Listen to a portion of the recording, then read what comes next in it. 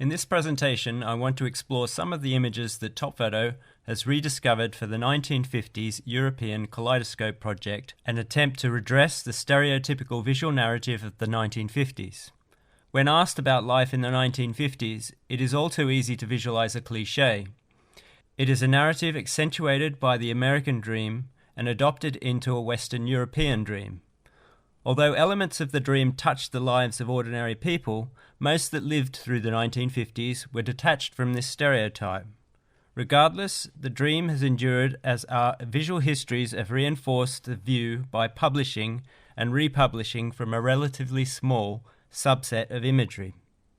The Kaleidoscope project began 18 months ago, and at the kick-off I presented a brief visual history of the 1950s. Everything that one would expect to be there was there. Marilyn Monroe and Elvis Presley, television, the Korean War and the H-bomb, a Hollywood princess and a young queen, jet travel, Sputnik, East versus West. So from day one, the project was done. There was no more to say or show. It was Neil who raised his hand at the end of that kick-off slideshow and said, "I can't see much diversity present." And in the brief critique that followed, he reached in and found the truth, the whole crux of the objectives for this project. We were not here to show what we know or what we think we know. Kaleidoscope existed to find something we didn't know, or just something we forgot we knew. It is the re-exploration of the 1950s from the bottom up, a visual narrative that is raw truth, not to replace the traditional defining moments of that decade, but instead to broaden the shoulders of our understanding, looking not just from the West, but from Europe as a whole, including the wider global influences. To achieve this, we'd encourage further exploration of a decade that will soon be out of living memory.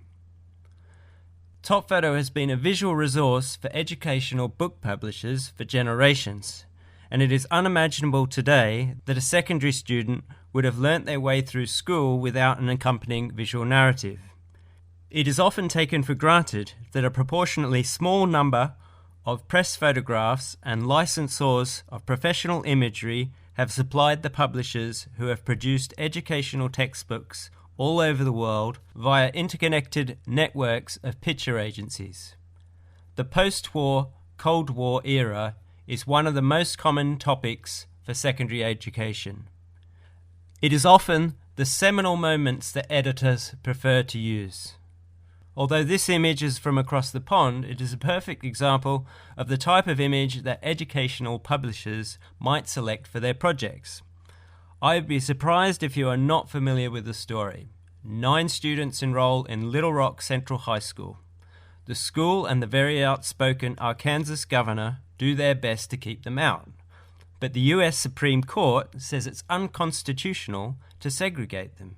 So President Eisenhower forces his hand and the school admits them. The National Guard is called in to preserve the peace. This image has elements of the whole story and the resonating buzzwords: diversity and integration, freedom of education, the struggle for civil rights, and its underlying, often life-threatening, conflict. Triumph with an uncomfortable foreboding. It's a great picture, and as a result, it has been well used in many books since it was captured. Now, I don't want to denounce this image or remove its importance from history, but revisiting the images of the 1950s for the Kaleidoscope project has made me reconsider what the real message is.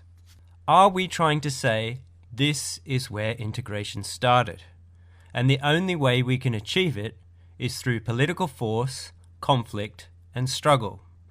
Is the purpose merely to teach historical fact, or is it to change attitudes? If we are teaching history to change attitudes about integration, then my riposte is to ask whether we should have been showing a lot more of this. This image is from a 1951 photo feature set taken in the Sunset Club in London's Soho with no evidence that any of the images were published at the time or since. What you see here is one of a number of photo feature sets that we have uncovered at TopFoto during Kaleidoscope that have been virtually sleeping untouched for 70 years. I have no proof, but could a string of white, predominantly male editors and publishers consciously or unconsciously censored it out of circulation? Ergo, query, 1950s rock and roll. And this is the stereotypical narrative that we might get back as a result. I argue we should get this, where her smile and their collective joy says that no one is out of place. A natural truth from the 1950s that tells a different story of integration without conflict or struggle, where the common themes are music and fun. Do I claim to be so liberally minded now that we are a good chunk into the 21st century that we have moved away from an unconscious bias? Technology should not discriminate. We should now be surrounded and influenced by a visual narrative that is all-inclusive: race, gender, age, ability, religion, etc. But we know that is not true, and we don't have to go much further than the recent Academy Awards ceremony to see Natalie Portman wearing a jacket which was stitched with the names of all the women directors overlooked from nomination, and Chris Rock ironically stating, "We have come so far since the awards started in 1929. Back then we had no black nominees. Today, in 2020, we have one." We have to acknowledge that our bias is heavily media-driven, particularly in regards to imagery. For example, if I present an index card for British Muslims in isolation, our post-9/11 subconscious will not immediately connect it with this 1950s shot captioned British Muslims. I don't know what the preconceptions that a 1950s individual would have held, but it is clear the visual narrative of 2020 is being laid down in a similar path if our unconscious response is a stereotype. Are we so naive to believe that some contemporary topics have only formed in the 21st century? Are we debating the same subjects without fully exploring the past? Gender issues, to name a specific example, evolved into the acronym LBGQT. Back in the 1950s, Britain saw a sharp increase in the prosecutions against homosexual men. This led to a government committee headed by John Wolfenden, which considered the laws. Although it recommended the decriminalisation of homosexuality, it remained a criminal offence until 1967. But in the midst of this debate, the post-war drag acts were as popular as ever. This set from 1954 of the oldest established all-male review, This Was the Army, is another gem that gives us an insight into an entertainment and lifestyle that has had a resurgence via mainstream media exposure of drag today. But if we look a little bit deeper, we can always discover something else that should be more talked about in today's gender debate. This is Robert Marshall Cowell, a decorated Spitfire pilot in 1939 and getting married in 1941. And this is Roberta Cowell, who in 1954 made sensational medical history when she revealed that she had had an operation to change her gender from male to female. After which, she added that she felt more comfortable living on the continent in Rome, which included enjoying tea with nuns at the Salvator Mundi Hotel. But she continued to enjoy her sporting passion of racing cars. By my count, we've had 16 Olympic Games since Roberta's operation, 65 years to discuss and debate gender, but enter a world record-breaking athlete called Caster Semenya, and gender hits the centre stage once again. Ironically, the IOC solution is that some athletes should be taking drugs in order to compete. Without doubt, the level playing field of diversity, gender, and inclusion in all aspects of society has not lessened in complexity for the 2020s. The Cold War was all about nuclear. The 1950s nuclear stereotype was the family. Here our perfect nuclear family consists of the husband, wife, and 2 children, complete with obedient, if not somewhat large, dog at their feet. And the innovation that brings family all together, television. Of course, we all know that this ideal is not real, but some family truths are much further detached from the stereotypical visual narrative. So the set I'm going to show you next got the Kaleidoscope project onto the BBC News, including an appeal. If you know more about this story, please contact us. On the surface we see children's smiles, possibly a bit of fun in the bomb sites. It could be mistaken for the age of innocence. It is clear, however, they are not so well to do. The clothes are a bit scruffy, life is a bit grubby, and then you see small details like the nails in the boots. They all lead us to conclude this is not a bomb site playground, but instead the heart of a community. Then we ask, where are the parents? Children are in tow, in prams, and then prams alone. The caption gives us a clue. 3 children are left sitting in their prams outside on the farm while their parents are busy picking hops.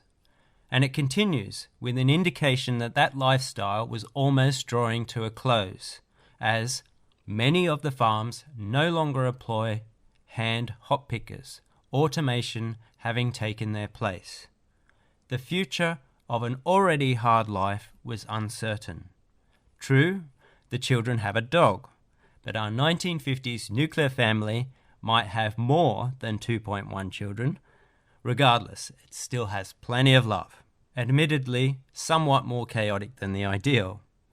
But when I got to this mother with her child Menti, all I could think of was Dorothy Langer's famous 1930s US Great Depression image of the migrant mother. This is not an easy life. This is not a world of television, dreams, and ideals. This is life from a cardboard box and a glimpse of a neglected truth that has now disappeared. No one replied to the BBC appeal for more information. Women. Well, as we all know, the women of the 1950s were stick-thin, chicly dressed, went to deportment and on to secretarial or model school, and then the lucky ones were scooped up at an early age by an eligible bachelor, so they could live their ambition as the perfect housewife. This is the narrative that has been re-emphasized in a number of film and TV series over the decades since. Therefore, it becomes harder to picture the 1950s woman out of this mode. Women certainly couldn't be Royal Air Force pilots, computer scientists, or deep-sea divers. One would never find the gentler sex on the field of play, or heaven forbid, in the boxing ring. And in public, any consideration of drunken, raucous street behaviour akin to the 21st century hen party is out of the question. Yes, on the whole, the 1950s young woman was a shy, sensible type who didn't hold any backyard secrets. She was unlikely to set the world on fire. What else can I tell you about the 1950s that you don't already know? How about disability? In the 21st century, we have a conscious effort for inclusion, access, and exposure. Of course, as soon as we pause to think about it, we have a clear sign that we are not there yet. But how far have we progressed since the 1950s? Well, this is Dennis Tucker, an able-bodied British Olympian javelin thrower of 1956, competing against the paralysed Stoke Mandeville hospital team. Throwing from wheelchairs to create a level playing field, Tucker was outthrown by 2 of the team. The size of the crowd in the background is an encouraging sight to see. We also have a positive image here with a disabled boy taking the main batsman role in a game of cricket. We discovered a set of images entitled Deaf School, and we found another interesting set focusing on the Franklin Roosevelt Disabled School. These two girls at the school have polio, an incurable disease which left many confined to an eye and lung, probably the most commonly depicted disability image from the 1950s. We can be thankful that through vaccination, Europe was declared polio-free in 2002, but despite desperate efforts by the WHO, the disease has still not been completely eradicated from the world. You don't need me to tell you that our energies to discover vaccines in order to prevent new diseases is ongoing. Health and safety of the 1950s might have lacked some of the regulations imposed today, and although we generously gave blood, we might shudder at the hygienic controls and risks that this may have had to us. But at least we lived in a green and pleasant land, breathing a clean, wholesome environment full of fresh air. And we also didn't have to worry about what our children were watching on the internet. So where am I going with this, and how do I conclude? From my own involvement in this project about the 1950s, and indeed more generally working in the world of historical pictures, I'm constantly reminded that although we have left some things behind, the more things change, the more they stay the same. There is always a common global cause to overcome and protect our planet from destruction. Having your groceries delivered to your door is not new. Mobile shopping is not new. The beautiful game remains the beautiful game. Teenagers can always dream of a star.